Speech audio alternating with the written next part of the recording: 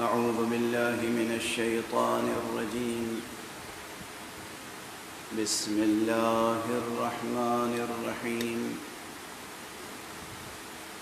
الحمد لله رب العالمين، والصلاة والسلام على أشرف الخلائق أجمعين،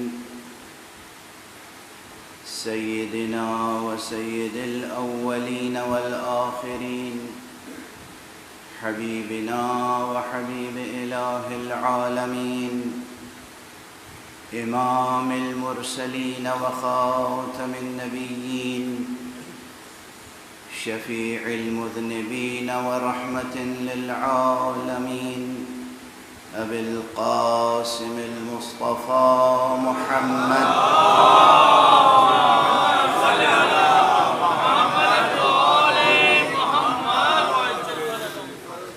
وعلى أهل بيته الطيبين الطاهرين الهداة المهديين المعصومين المظلومين، واللعنة الدائمة على أعداء الحق والدين. أما بعد، فقد قال الله تعالى عز اسمه في محكم كتابه ومتقن خطابه. بسم الله الرحمن الرحيم.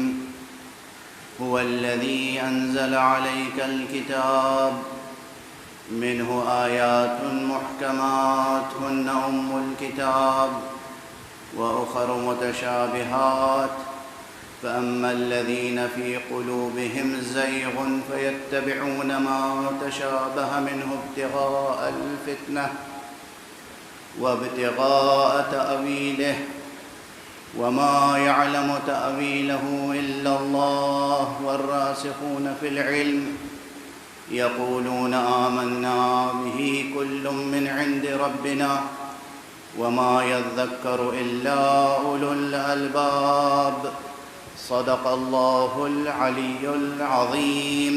اللهم صل على محمد وآل محمد.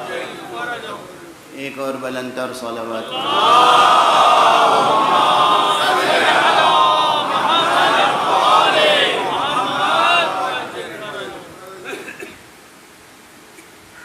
مجلسیں مدرسہ حسینی میں ہو رہی ہیں، بلکہ یوں کہوں کہ مجالس حسینیہ نے آج پھر صفحہ عالم کو مدرسے میں تبدیل کر دیا.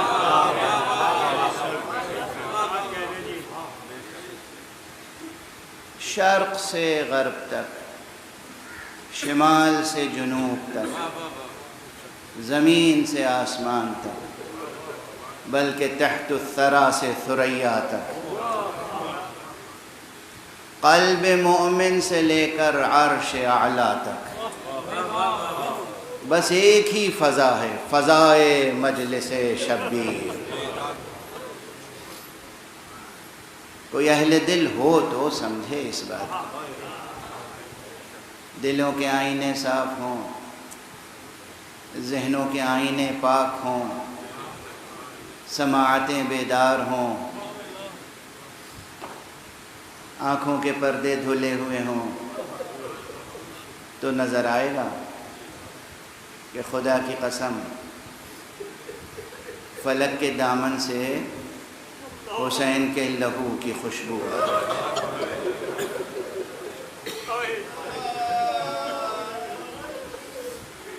ہلال محرم نمودار ہو چکا ہے، آج محرم کی پہلی ہے.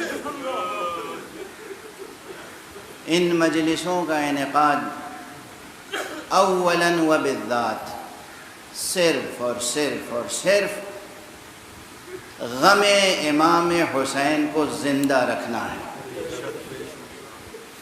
ان مجلسوں کا انعقاد صرف اس مقصد سے ہوتا ہے. لیکن امام حسین امام تھے، تو امام کا غم بھی زندگی کی امامت کرتا ہے۔ یہ امام کا غم ہے جو زندگی کے ہر شعبے کو منور کرتا ہے۔ یہ امام کا غم ہے جو آدمی کو انسان بناتا ہے۔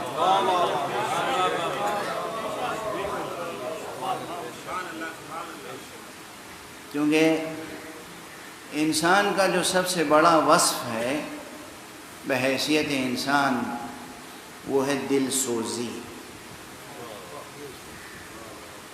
وہ ہے دلوں کی نرمی، دلوں کی رقت۔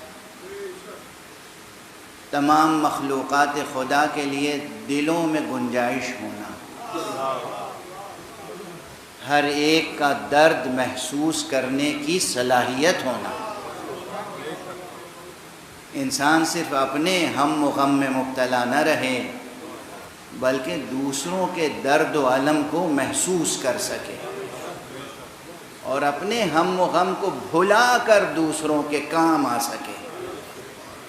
یہ مرتبہ دل سوزی کا غم حسین سکھاتا ہے۔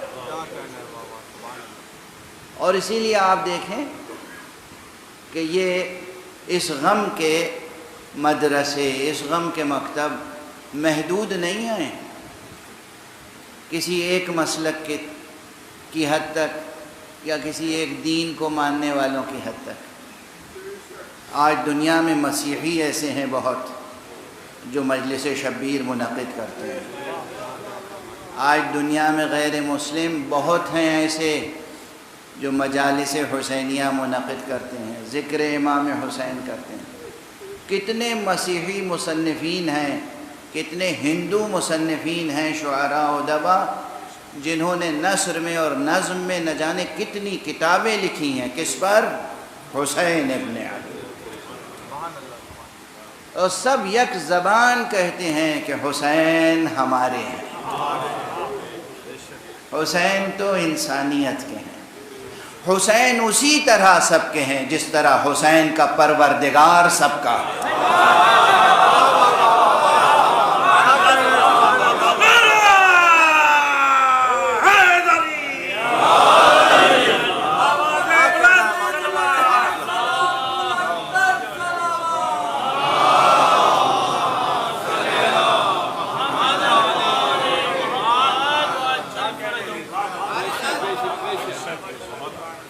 جیسے حسین کا پروردگار سب کا ہے ویسے ہی حسین سب کا ہے، اور حسین کا غم بھی سب کا غم ہے۔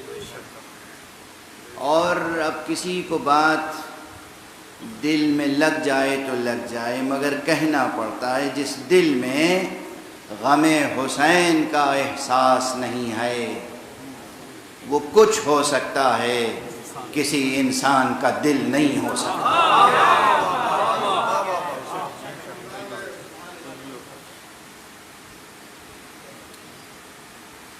میں نے عرض کیا کہ امام کا غم ہے تو یہ غم بھی زندگی کی امامت کرتا ہے، اور اسی لحاظ سے ان مجلسوں میں موضوعات کا تنوع پیدا ہوتا ہے۔ یعنی یہ بات یاد رکھیے گا کہ اولاً و بالذات، اولاً و آخراً، ان مجلسوں کے انعقاد کا سبب اور فلسفہ صرف اور صرف اور صرف احیاء امر آل محمد ہے۔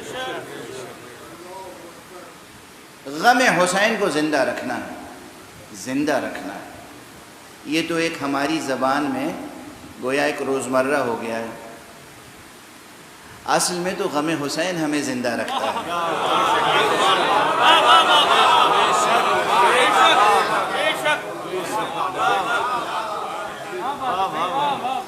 غم حسین کو زندہ رکھنے کی تاکید اگر معصومین نے کی ہے، ائمہ اہل بیت نے کی ہے، بزرگان دین نے کی ہے، اولیاء اللہ نے کی ہے، تو اسی لیے کہ یہ غم ہمیں زندہ رکھتا ہے۔ یہ غم ہمارے دل کو زندہ رکھتا ہے، یہ غم ہمارے ذہن کو زندہ رکھتا ہے، یہ غم ہماری روح کو زندہ رکھتا ہے۔ تو اولاً و بالذات غم حسین، لیکن امام کا غم ہے تو اس میں موضوعات کا تنوع پیدا ہوتا ہے۔ کون امام؟ جس کو پیغمبر نے پہچانوایا تھا۔ ایک جملہ عرض کر رہا ہوں اور یہ مکرر عرض کروں گا، تمام ملت اسلامیہ سے دست ادب جوڑ کے عرض کروں گا۔ اللہ کے بعد، اللہ کے کلام کے بعد اللہ کا رسول اور اللہ کے رسول کا کلام حجت ہے، اور اس کے بعد وہ حجت ہے جسے رسول حجت بنا دے۔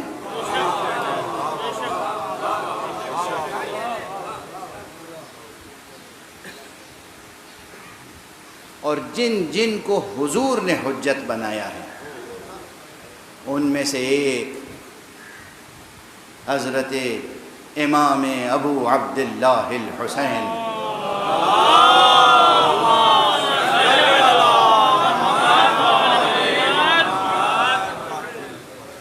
ایک نہیں نہ جانے کتنی حدیثیں ہیں۔ بچے ہیں حسین، بظاہر بچپن کا زمانہ ہے، مگر آغوش میں لے کر منبر پہ تشریف فرما ہوتے ہیں کون؟ حضور، اور فرماتے ہیں ھذا حسین فاعرفوہ، یہ حسین ہے، بس اس کی معرفت پیدا کر لو۔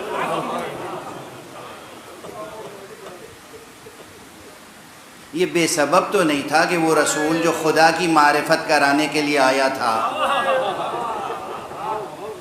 وہ منبر پہ بیٹھ کے کہہ رہا ہے کہ یہ حسین ہے، اس کی معرفت پیدا کر لو، اسے پہچان لو، اسے پہچان لو۔ یہ حسین کی ذات گرامی کو ایک حجیت عطا کرنا ہے،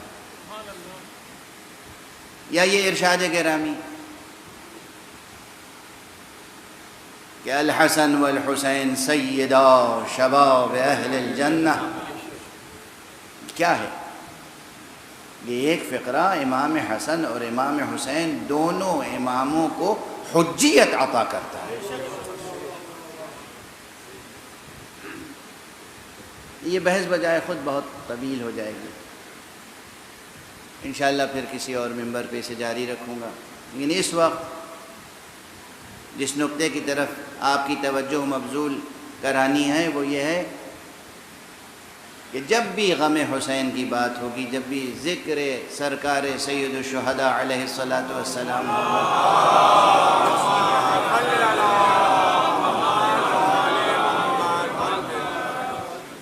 تو یہ ذہن میں رکھیے کہ بات میں تنوع پیدا ہوگا، اس حد تک تنوع پیدا ہوگا جس حد تک زندگی کا تنوع ہے۔ وجود کی ہر سطح پر حسین کی روشنی پہنچے گی، اور اسی مناسبت سے دقیق سے دقیق اور عمیق سے عمیق موضوعات منبر پہ چھڑ جاتے ہیں۔ اب اس مرتبہ جو موضوع میرے پیش نظر ہے بإذن الہی، وہ بعض وجوہ سے، بعض حیثیتوں سے مشکل ترین موضوعات میں سے ہے۔ قرآنی علوم میں، علوم تفسیر میں، علوم دین میں مشکل ترین موضوعات میں سے ایک یہ موضوع ہے جسے آج میں اس آیت کریمہ کے ضمن میں یہاں عرض کرنے کی کوشش کر رہا ہوں، اور وہ ہے موضوع متشابہات قرآن سے متعلق، لیکن عنوان گفتگو یہ ہوگا کہ امام حسین اور حقائق تأویل۔ امام حسین اور حقائق تأویل، یہ موضوع ذہن میں رہے۔ موضوع بہت وسیع ہے، یہ 9 تقریروں میں موضوع مکمل نہیں ہوگا، لیکن موضوع کے مقدمات یا بعض دلائل ضرور عرض کرنے کی کوشش کروں گا۔ ویسے بھی جو ہمارے پرانے سامعین ہیں وہ جانتے ہیں کہ میں موضوع شروع کرتا ہوں، ختم تو کبھی نہیں کرتا۔ یہ میرا اسلوب ہے، میں موضوع شروع کرتا ہوں، چھیڑتا ہوں، سوالات قائم کرتا ہوں اور گزر جاتا ہوں، تاکہ آپ ہوم ورک بھی تو کریں۔ یہاں پر چند جملے اور عرض کر دوں۔ موضوع کا تذکرہ کیا ہے ابھی صرف میں نے، مجھے اندازہ ہے سامنے یہ اتنے مائک لگے ہوئے ہیں، اتنے گویا کیمرے لگے ہوئے ہیں، اور مشرق سے مغرب تک نہ جانے کتنے ملکوں میں لوگ ان گفتگوؤں کو سماعت فرما رہے ہیں، تو دست ادب جوڑ کے چند گزارشات ہیں۔ دیکھیے، ضرور جدید ٹیکنالوجی نے بہت ترقی کی ہے، اور جو آج کل وسائل ہیں، بہت سے لوگ گھر بیٹھے مجلسیں سن سکتے ہیں، مگر ایسا کیجیے نہیں۔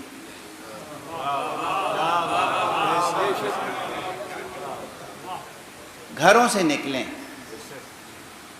گھروں سے نکلیں۔ مقام مصائب نہیں ہے، مگر میں ایک جملہ کہوں گا، گھروں سے نکلیں، گھروں سے بنام حسین قدم باہر نکالیں، اور پھر اس تجربے کو محسوس کرنے کی کوشش کریں، حسین کیسے مدینے سے نکلے۔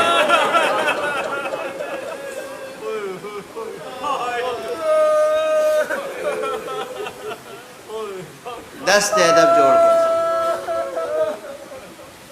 یہ عزائے حسینی صرف سننے سنانے کی چیز نہیں ہے، تجربے سے گزریں، نکلیں گھروں سے، گھروں میں بیٹھ کے۔ یہ 10 دن، یہ 10 راتیں گھر میں بیٹھ کے آپ سن سکتے ہیں، چوائس ہے آپ کے پاس، آپ بہت سے چینلز براؤز کر سکتے ہیں، بہت سے ذاکروں کو سن سکتے ہیں، جو آپ کی پسند کا ذاکر ہو آپ سنیں، یہ سب اپنی جگہ فائدے ہیں، بعد میں سن لیجئے گا۔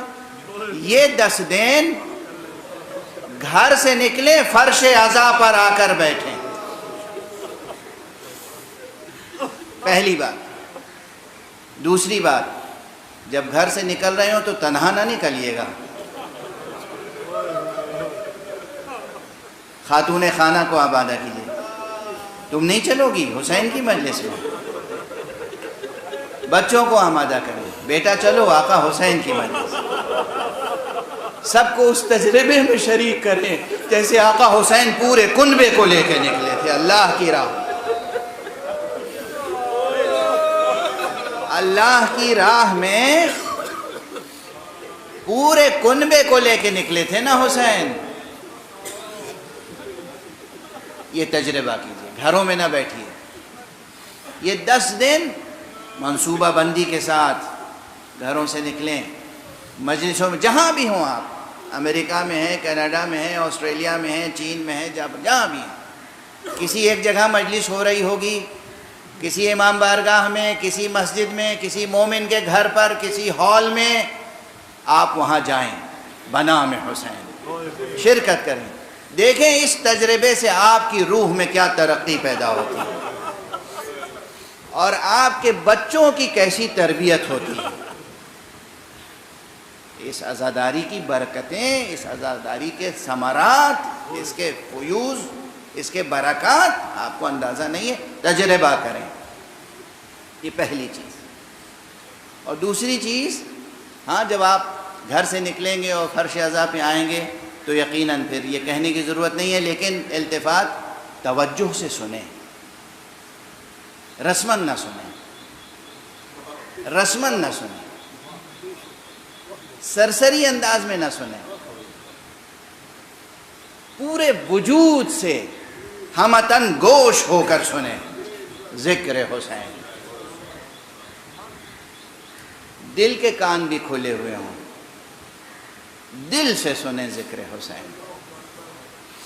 گریہ کریں تو آنکھوں میں آنسو تو آئیں گے ہی، دل میں محسوس کریں اس غم کو، اس الم کو، اس کرب کو۔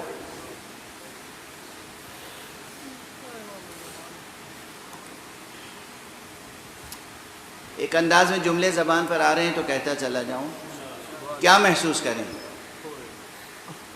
آپ میں بہت سے بزرگ یہاں بیٹھے ہیں، آپ نے اپنے بیٹے کو، اپنے پوتے کو، اپنے نواسے کو، اپنی نواسی کو کبھی اٹھا کے سینے سے لگایا ہو؟ کیا ٹھنڈک ملتی ہے دل کو، کیا اطمینان ہوتا ہے، کیا ایک خاص لذت ہوتی ہے جو کسی لفظ میں ادا نہیں ہو سکتی۔ اور اس کے بعد اگر وہ بچہ بچھڑ جائے تو کیا کرب ہوتا ہے۔ بس سوچئے گا کہ رسول اللہ حسین کو کیسے سینے سے لگاتے تھے، اور جب حسین جدا ہوئے ہیں رسول سے تو رسول پہ کیا قیامت گزری۔ تجربہ، یہ عزاداری رسمی نہیں ہے، یہ رسم نہیں ہے، یہ ریچولز نہیں ہے۔ دوسری بات، تیسری بات توجہ دلا رہا ہوں، محرم ہے، محرم میں سیاہ لباس پہنے، مرد بھی خواتین بھی، مگر یہ لباس سوگواری کا لباس ہے، فیشن کا لباس نہیں ہے، سوگواری کا لباس۔ سوگواری اس معنی کو مجسم کیجئے، آپ کا چہرہ نظر آئے سوگوار، آپ کا لباس نظر آئے سوگوار، دیکھ کے انسان سمجھے کہ اسے کوئی صدمہ ہے، پوچھے کہ کیا ہوا ہے تو بتاؤ کہ حسین کون تھے۔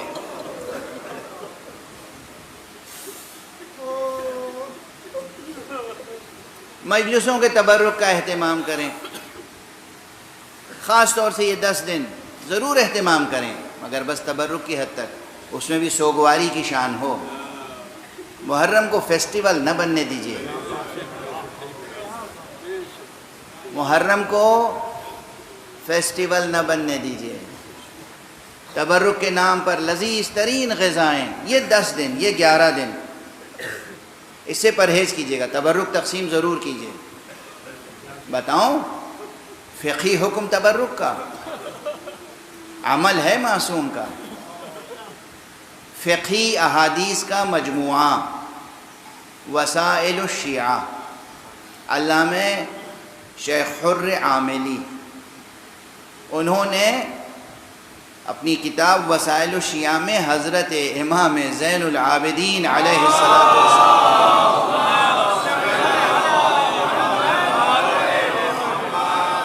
کا عمل لکھا ہے۔ عمل، آپ کا عمل یہ تھا کہ کربلا کے بعد سے جب اسیران اہل بیت مدینے آئے تھے تو پھر بنو ہاشم میں بطور خاص برابر مجلسیں ہی منعقد ہوتی تھیں۔ آقا حسین کے لیے فرش عزا بچھتا تھا، صف عزا روشن ہوتی تھی، شمع عزا فروزہ رہتی تھی، سب مجلس میں مشغول ہوتے تھے، اور جہاں جس وقت مجلس منعقد ہوتی تھی جناب امام سید سجاد اپنی طرف سے کھانا تیار کرا کے وہاں تبرک کے طور پہ تقسیم کراتے تھے۔ کس کا عمل ہے؟ امام سجاد۔ کھانا تقسیم کریں، تبرک تقسیم کریں، سادگی کے ساتھ، غم اور حزن کا لحاظ رکھتے ہوئے۔ یہ چند چیزیں تھیں جس کی طرف میں توجہ دلانا چاہ رہا تھا۔ نکلیں گھروں سے تنہا نہ نکلیں، بچوں کے ساتھ نکلیں، خاتون خانہ کے ساتھ نکلیں، اور پھر دیکھیں کہ آقا حسین کی مجلسوں میں شرکت کے بعد کیا روحانی تبرک ملتا ہے، کیا معنویت حاصل ہوتی ہے۔ دنیا کے کسی اسکول میں، کسی یونیورسٹی میں آپ کو یہ احساس نہیں ہوگا پورے وجود کے ساتھ کہ آپ کے وجود کی معنویت کیا ہے، الا مجلس حسین۔ یہ مجلسیں بتاتی ہیں کہ آپ کی معنویت کیا ہے، آپ کی خلقت کا ہدف کیا ہے، مقصد کیا ہے۔ یہاں جو علوم حاصل ہوتے ہیں وہ کہیں نہیں حاصل ہوں گے۔ اب میں اپنا پرانا جملہ دہرا دوں کہ یہ وہ مدرسے ہیں کہ جہاں بات قرآن ہی سے شروع ہوتی ہے اور قرآن ہی پہ ختم ہوتی ہے۔ یہاں بات قرآن صامت سے شروع ہوتی ہے، قرآن ناطق پہ ختم ہوتی ہے۔ اور یہ جملہ بھی ذہنوں میں محفوظ ہوگا کہ ماہ مبارک رمضان تنزیل قرآن کا مہینہ ہے، یہ ماہ محرم ہے جو تعویل قرآن کا مہینہ ہے۔ وہ شب قدر ہے جس میں تنزیل مقدر تھی، وہ روز عاشور ہے کہ جس میں تعویل منور ہوئی ہے۔ ایک صلوات پڑھ دیں محمد۔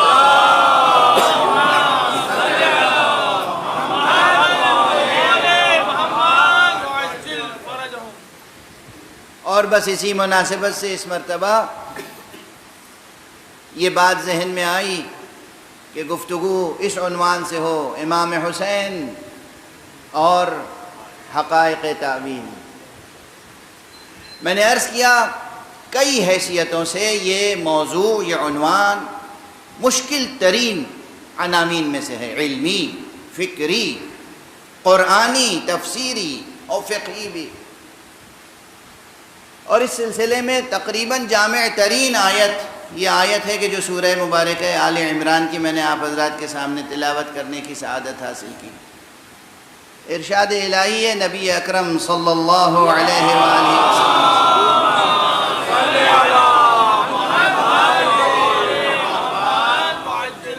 ارشاد الہی ہے کہ هو الذی انزل علیک الکتاب، وہی ہے وہ پروردگار جس نے اے نبی، اے رسول، اے حبیب تجھ پر کتاب نازل کی۔ منہ آیات محکمات، اسی کتاب میں وہ آیتیں بھی ہیں جو محکم آیتیں، وَأُخَرُ مُتَشَابِہَاتٍ، اور کچھ اور آیتیں ہیں کہ جو متشابہات ہیں۔ آج یہیں پہ ٹھہر جاؤں کیونکہ جو بزرگ حضرات ہیں ان کے لیے تو محکم اور متشابہ کا لفظ شاید واضح ہو، روشن ہو۔ جو ہمارے نوجوان ہیں، جو بچے ہیں، ان کے لیے محکم اور متشابہ یہ لفظ بھی مشکل ہوگا، اور قرآنی الفاظ ہیں۔ اور ایک پورا علم ہے علوم قرآن میں سے جس کو کہتے ہیں علم المحکم والمتشابہ، یا علم متشابہات القرآن۔ محکم اس کا روٹ ورڈ ہے ہے کاف میم، اسی سے حکم ہے، اسی سے حاکم ہے، اسی سے محکوم ہے، اسی سے حکمت ہے، اس سے بہت سے عربی زبان میں ایک روٹ ورڈ سے پورا ایک تناور درخت لفظوں کا وجود میں آ جاتا ہے۔ اسی سے محکمات، یہاں محکمات سے مراد وہ آیتیں ہیں قرآن مجید کی جن کے معنی روشن ہیں، جن کے معنی عام ہیں اور روشن ہیں اور ہر ایک سمجھ سکتا ہے، فوراً سمجھ نہیں جاتا، سمجھ سکتا ہے۔ سمجھ سکتا ہے کہ معنی ہے کہ جب کوشش کرے گا تو سمجھ لے گا، یہ نہیں کہ بس لفظ پہ نگاہ پڑی، نظر پڑی اور سمجھ میں آ گیا، ایسا نہیں کسی سے سنی آیت اور بس سمجھ میں آ گئی، نہیں، سمجھ سکتا ہے، ہر شخص سمجھ سکتا ہے۔ یہ سکت جو ہے نا، سکتا ہے، اس میں بڑی استعداد چاہیے، اس میں بھی صلاحیتیں چاہیے، استعداد چاہیے، آمادگی چاہیے، توجہ چاہیے، عشق چاہیے۔ عشق تو ہر جگہ درکار ہے۔ خدا کی محبت نہیں ہوگی، رسول خدا سے عشق نہیں ہوگا، آل رسول کی قدر شناسی نہیں ہوگی، قرآن کبھی سمجھ میں نہیں آ سکتا، اس لیے کہ قرآن آپ کو منہ ہی نہیں لگائے گا۔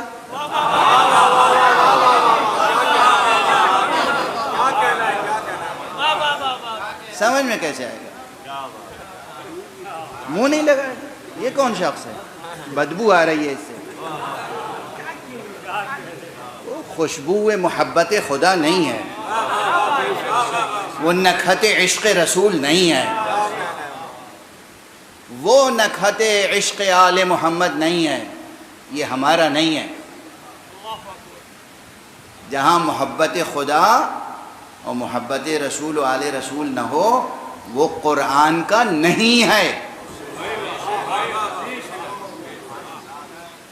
ہو کیسے سکتا ہے قرآن کا؟ قرآن نازل کس پر ہوا؟ کس پر نازل ہوا؟ رسول پہ نازل ہوا؟ قرآن نازل ہوا محمد ابن عبداللہ پر صلی اللہ علیہ وآلہ۔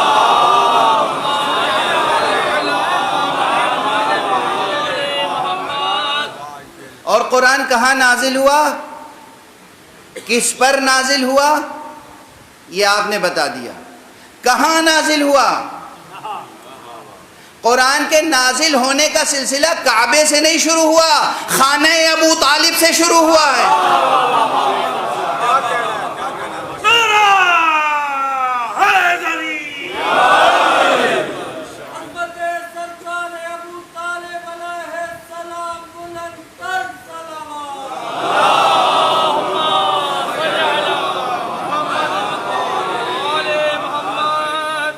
خانہ ابو طالب سے غار حرا تک اور غار حرا سے خانہ ابو طالب تک، میں اپنے خطیبانہ انداز میں کہوں، حاجی جاتا ہے تو صفا و مروہ سے تک، مروہ سے صفا تک سعی کرتا ہے۔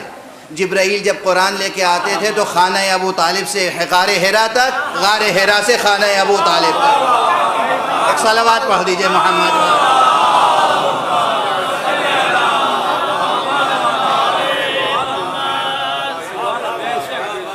ایک اور بلند صلوات پڑھ دیں۔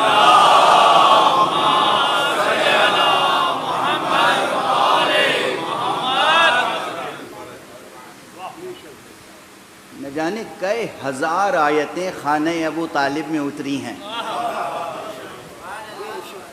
اندازہ ہے آپ؟ مکی آیتیں زیادہ تر، مکی سورے کہاں نازل ہوئے؟ خانہ ابو طالب۔ رسول کی منزل کہاں تھی؟ اصل رسول کی ولادت کہاں ہوئی؟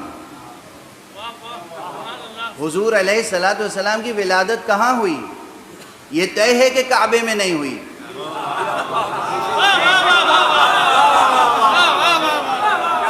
کوئی ایک ضعیف سے ضعیف قول بھی نہیں ہے کہ کعبے میں ولادت پیغمبر ہے۔ پھر کہاں ہے؟ مجھے یاد آ گیا بے اختیار، اسی منبر سے شاید 15-16 برس پہلے کہہ چکا ہوں، اور وہ یہ ہے کہ حضور کی ولادت کعبے میں نہیں ہوئی۔ راز کیا ہے؟ سبب کیا ہے؟ اس فقیر کی سمجھ میں جو بات آتی ہے وہ یہ کہ حضور کی حیثیت کیا ہے؟ اس کائنات کے سب سے بڑے معلم توحید ہیں مصطفیٰ۔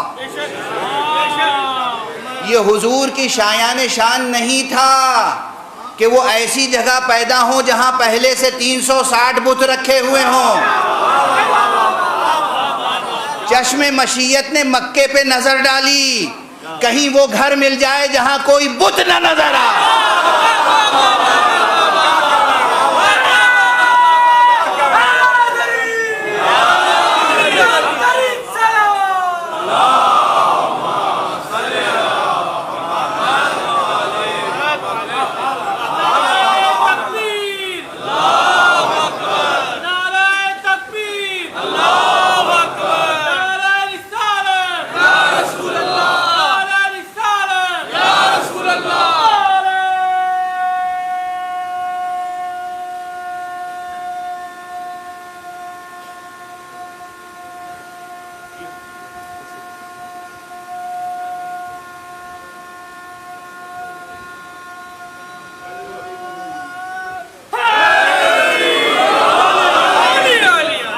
جزاکم اللہ، جزاکم اللہ۔ اللہ آپ کو پاکیزہ نفس عطا کرے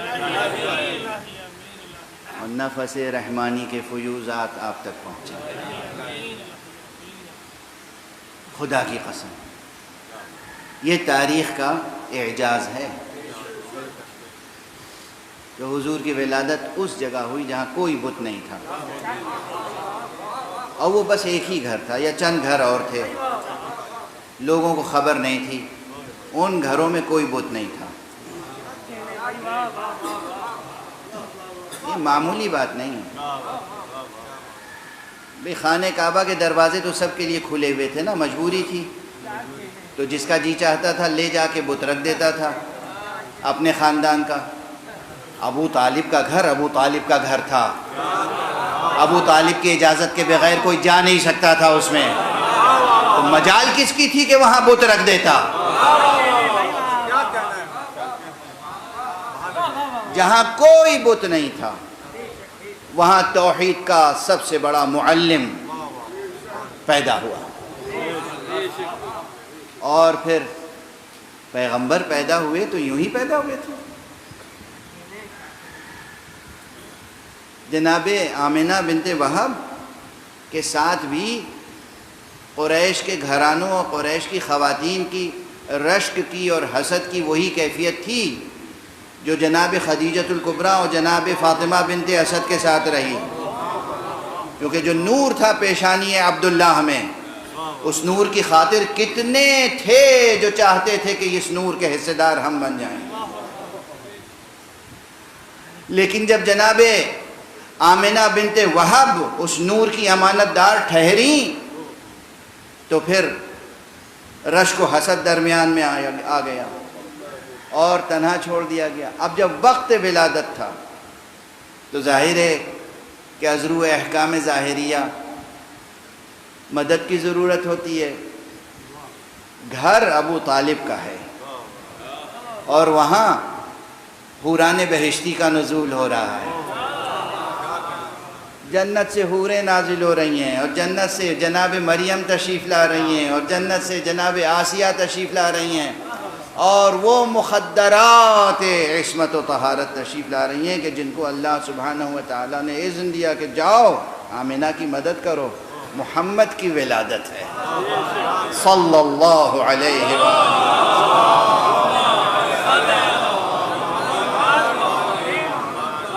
اس گھر کی کیا شان ہوگی؟ اب میں ظاہر ہے چھوٹی چھوٹی باتیں، چھوٹی چھوٹی مثالیں بھی دینی پڑتی ہیں نا بچوں کے لیے۔ کسی صاحب کے گھر پہ کسی کنٹری کے پریسیڈنٹ صاحب آ جائیں، یوں ہی آ جائیں، تب بھی وہ کتنا ناز کرے گا، میرے گھر آئے تھے، حالانکہ کوئی حیثیت نہیں آپ کی، لیکن آپ کے گھر آئے تھے، آپ ناز کریں گے۔ ایک اتنی سی مثال کافی ہے۔ کوئی بھی اہم شخصیت آ جائے، کراچی میں کسی مومن کے گھر پر کبھی حضرت آیت اللہ العظمیٰ سیستانی تشریف لے آئیں تو کتنا ناز کرے گا۔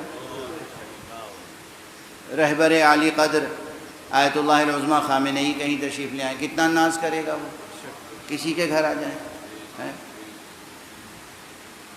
اب مکے میں حضرت ابو طالب کا گھر ہے اور وہاں جبرائیل آ رہے ہیں،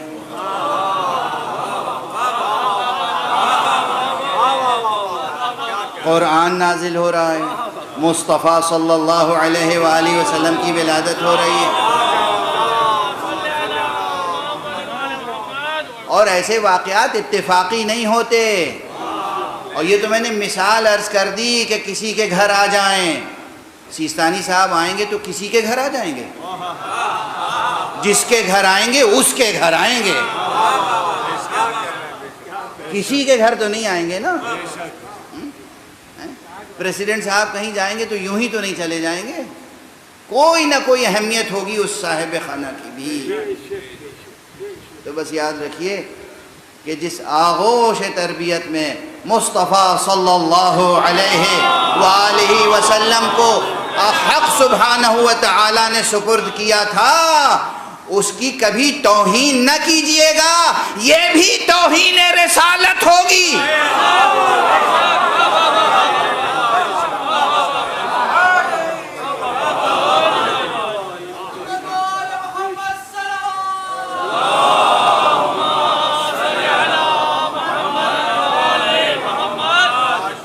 اپنے اپنے دلوں کو روشن کیجئے اور غلط تاریخیں پڑھ کر اپنے دلوں میں کفار قریش کے کینوں کو نہ پالیے۔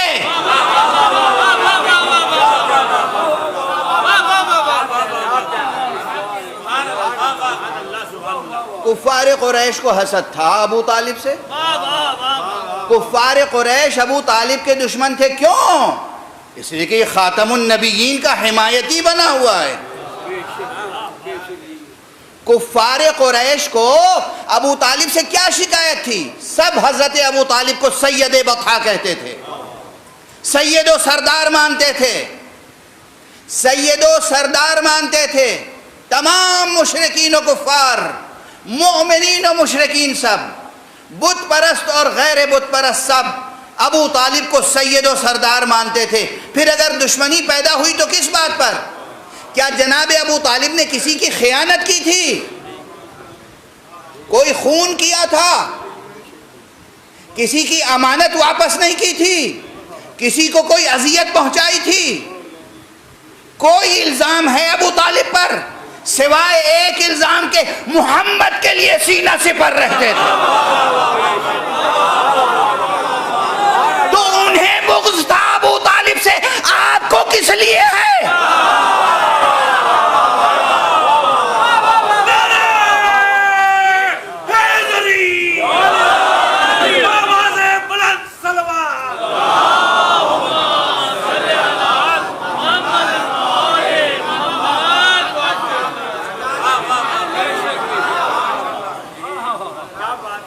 خبردار کوئی ایسی بات نہ کیجیے گا جس سے رسول کو کہیں اذیت پہنچے، اور کوئی ایسی بات نہ ہو جس سے توہین رسالت لازم آئے.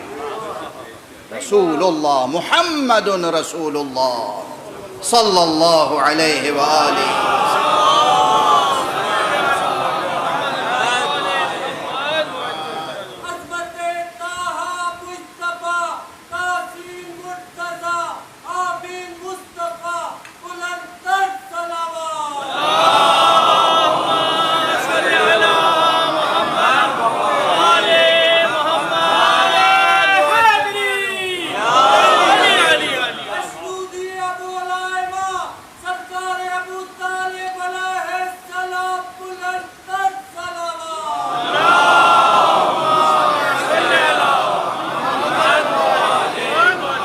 جزاکم اللہ.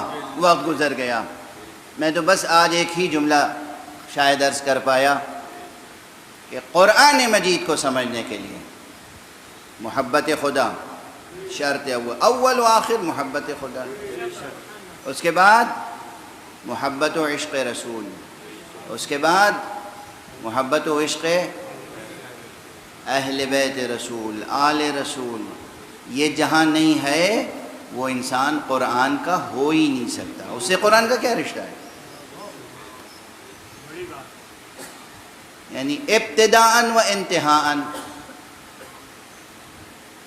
آغاز یا انجام، حدوثاً و بقاءً. قرآن مجید نازل ہوا کس پر؟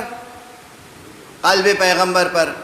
جاتے جاتے پیغمبر نے قرآن مجید سپرد کس کے کیا؟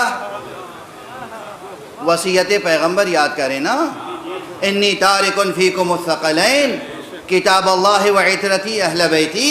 میں جا رہا ہوں تمہارے درمیان دو چیزیں چھوڑ کر، قرآن اور عطرت، اور یہ دونوں ایک دوسرے سے جدا نہیں ہوں گے. قرآن نہ مصطفیٰ سے جدا ہو سکتا ہے نہ آل مصطفیٰ سے. تو جو مصطفیٰ اور آل مصطفیٰ کا وفادار نہ ہو، کچھ ہو سکتا ہے، اہل قرآن نہیں ہو سکتا.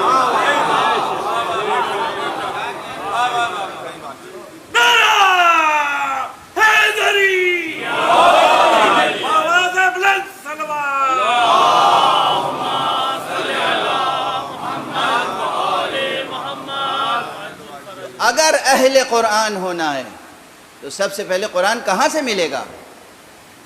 پریس سے، بک شاپ سے، لائبریری سے. فریب میں مبتلا ہیں، نالج نہیں ہے آپ کو، ایلوژن آف نالج ہے. فریب آگہی میں مبتلا ہیں یا ابلہی میں مبتلا ہیں. قرآن ملے گا تو سرکار رسالت میں آپ صلی اللہ علیہ وآلہ وسلم.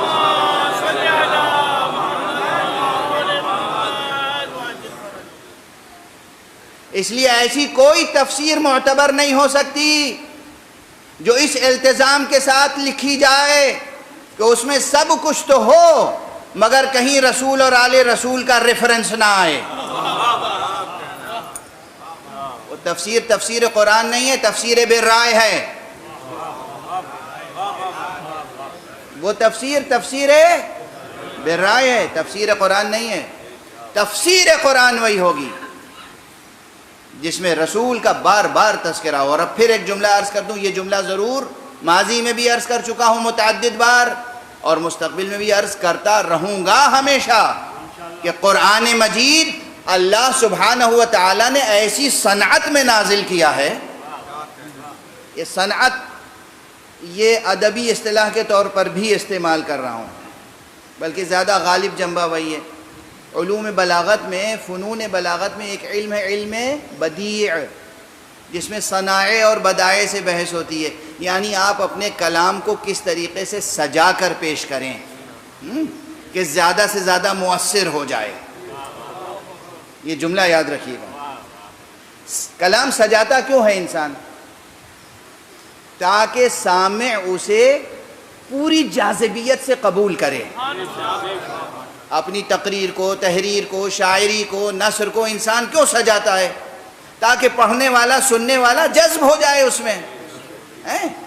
تو اللہ سبحانہ و تعالی نے قرآن کو نازل کیا ہے ایسی صنعت میں کہ متن قرآن سیرت مصطفیٰ سے جدا ہو نہیں سکتا.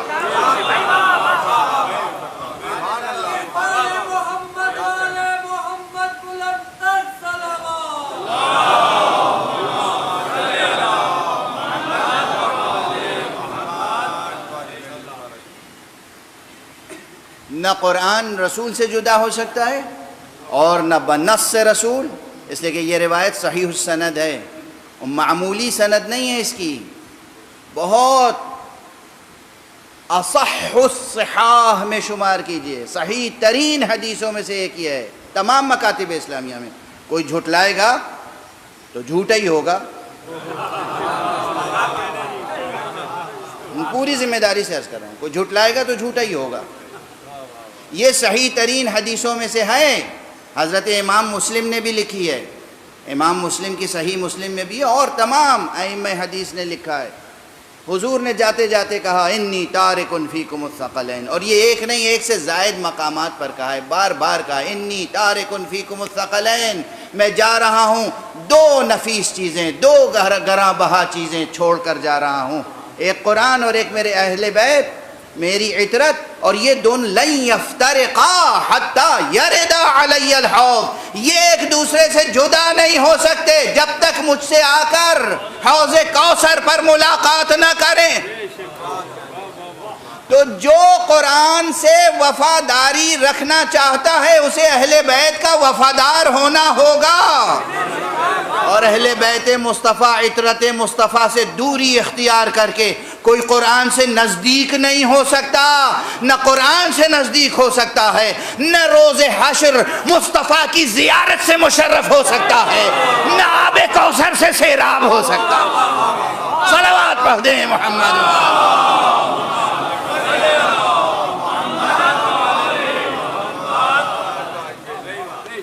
ہاں، خدا کی محبت ہو، رسول خدا کی محبت ہو، اہل بیت رسول کی محبت ہو، اور پھر قرآن کو انسان پڑھے، تلاوت کرے تو قرآن اس سے گفتگو کرتا ہے. قرآن اس سے گفتگو کرتا ہے، قرآن کھلتا ہے اس کے سامنے. جیسے صبح کے وقت آپ چمن میں جائیں، کوئی بند کلی ہو، اور اس کے بعد اسی وقت نسیم سحر، نسیم صبح اس پر سے گزرے اور وہ کلی چٹک کے پھر کھل کے گلاب بن جائے، تو جب آپ محبت خدا کی شمیم کے ساتھ، جب عشق رسول کی نسیم کے ساتھ، جب محبت اہل بیت کی نکہت کے ساتھ جب جزدان سے قرآن نکالیں گے تو وہ اسی طرح کھل جائے گا آپ کے سامنے، اور اس کی خوشبو مشام جاں کو معطر کرے گی. اس کے انوار، اس کے معانی، اس کا رنگ، اس کی نکہت سب آپ کے وجود میں جذب ہو جائے گی. پھر قرآن آپ کا ہوگا، آپ قرآن کے ہوں گے.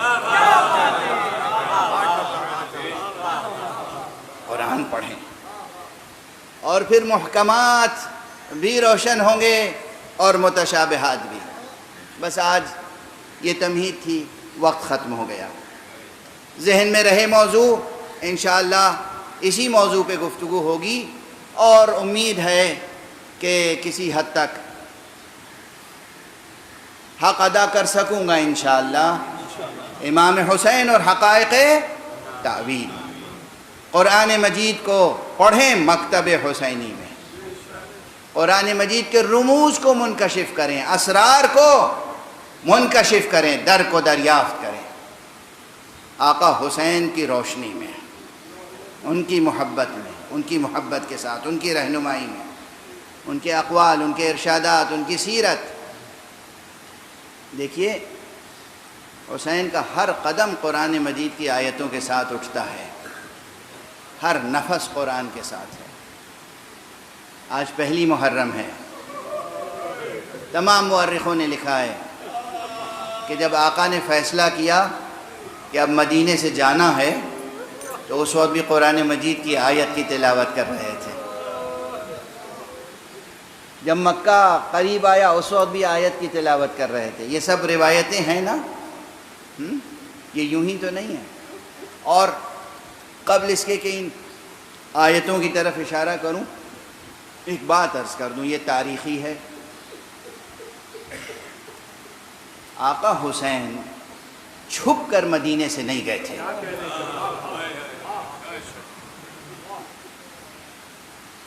کسی ایسے راستے سے نہیں گئے تھے جو شاہراہ عام سے ہٹ کر ہو۔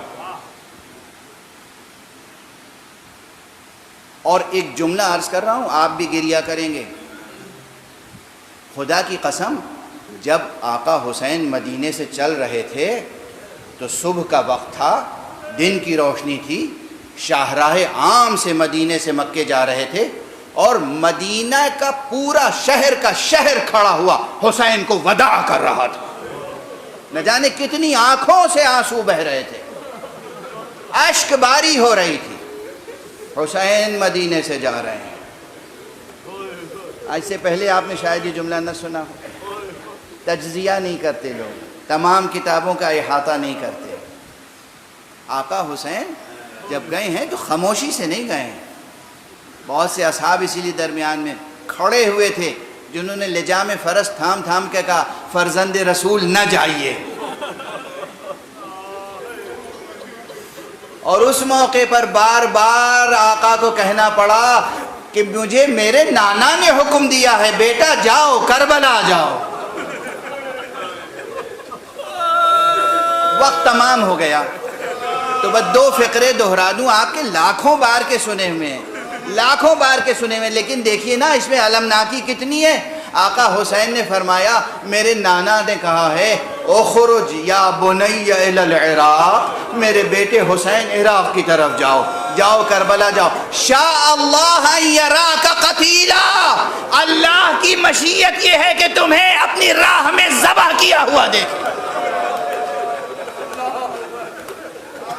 اور جب کسی نے کہا کہ ابن رسول اللہ اگر جا رہے ہیں تو تنہا تشریف لے جائیں، مردوں کو لے کر جائیں، بے شک مسلم ابن عقیل کو لے کر جائیں، بے شک عباس کو لے کر جائیں، بے شک علی اکبر کو لے کر جائیں، ارے زینب کو کیوں لے کر جا رہے ہیں؟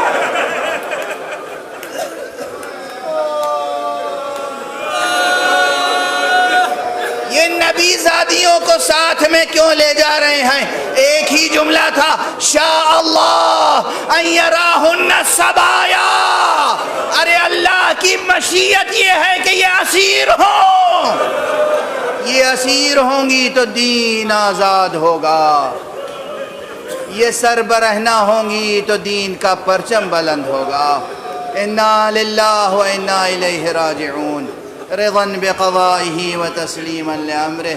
پروردگار ہمیں علوم قرآن اور معارف اہل بیت سے آشنا فرما، پروردگار ہمارے سینوں میں چراغ توحید روشن رہے، پروردگار معبود ہمارے قدم ہمیشہ صراط مستقیم ولایت پر گامزن رہے، اور ہمارے ہاتھوں میں ہمیشہ دامان ختم نبوت رہے۔ پروردگار اپنے ولی آخر کو اذن ظہور عطا فرما۔ اور ان کے ہاتھوں سے اپنی رحمت و رافت و عدالت کا پرچم لہرائے۔